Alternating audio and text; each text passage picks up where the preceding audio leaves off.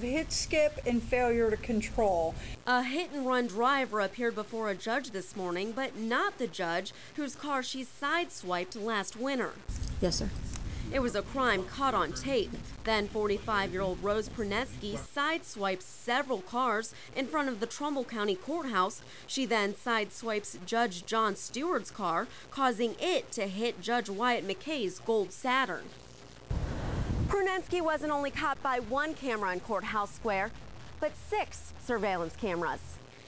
One officer tells me after she sideswiped the judge's car, she continued down High Street, came to a complete stop at the red light, flipped on her turn signal, and safely made a right-hand turn.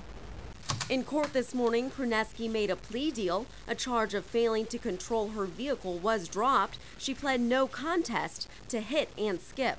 She doesn't have a criminal record, and this is the first driving offense of this nature that she's ever had.